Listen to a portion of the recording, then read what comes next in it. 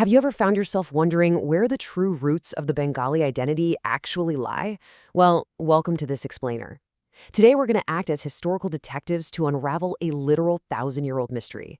We're diving into exactly how rivers, mud, and this incredible complex mixing of people from all over the globe gave birth to a totally unique identity right here in the Delta. It's an absolutely compelling story of human connection, and honestly, I am so excited to guide you through it.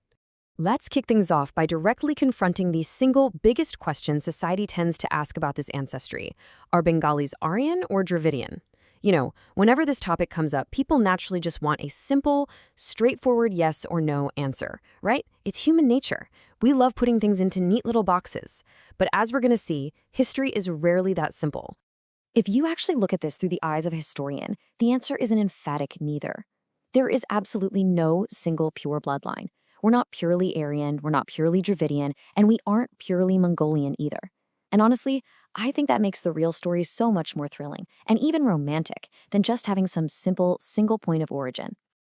Okay, let's dive into this by totally debunking that myth of a pure bloodline and looking at the multi-ethnic reality. The truth is, the Bengali identity is this massive, complex, multi-ethnic mosaic. We weren't shaped by just one isolated group keeping to themselves. Instead, we were profoundly shaped by our physical environment. To figure out exactly who we are, we literally have to look at the mud, the rivers, and the very ground we stand on. Section 1, the geographical corridor. All right, I want you to imagine this. Roughly 4,000 years ago, three absolutely mighty rivers, the Ganges, the Brahmaputra, and the Meghna, merged to create this vast delta.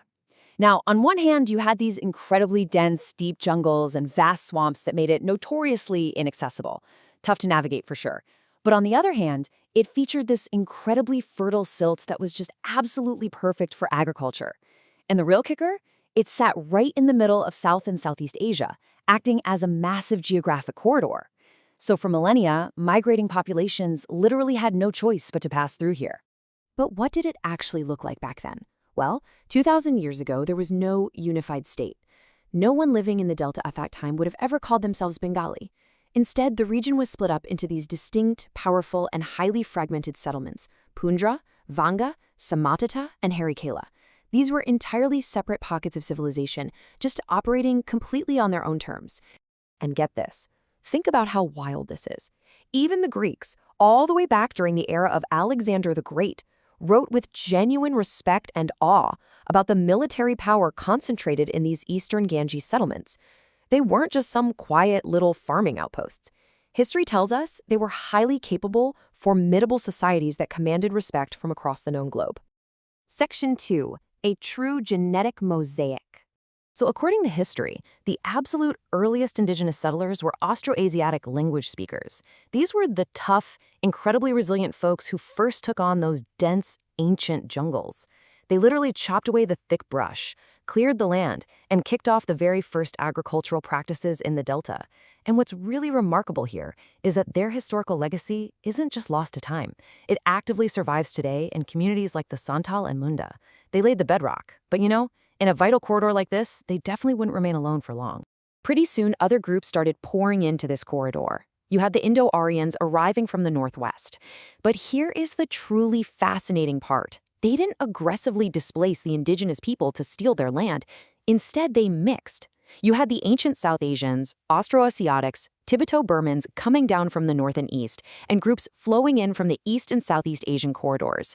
They all met right here in this delta, and they entirely intermingled.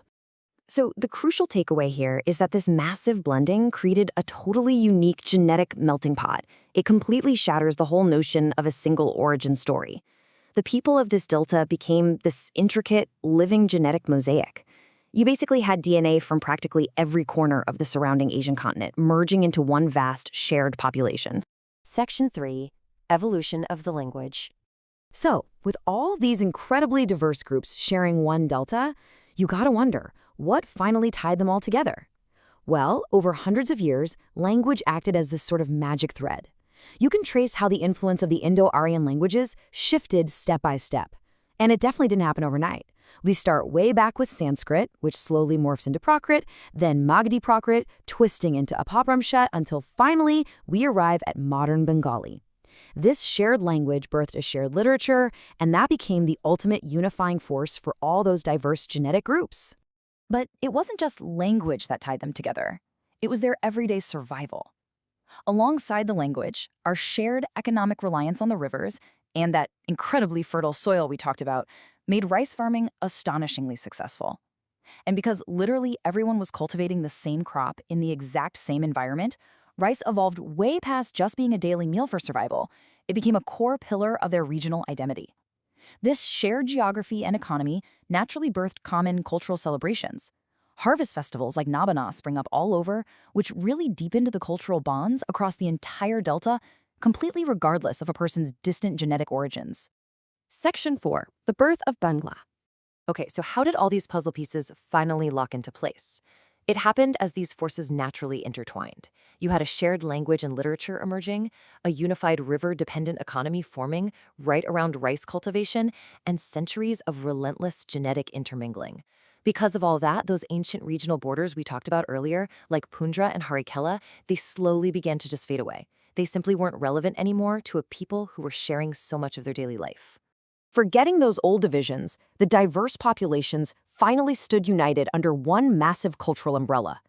That ancient fragmented regional name of Vanga eventually evolved into the sweeping, unified Middle Age identity that we know as Bangla. This massive, cohesive identity was literally born right out of a chaotic crossroads.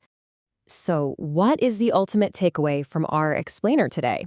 Well, the Bengali identity is, at its very core, an ethno-linguistic one.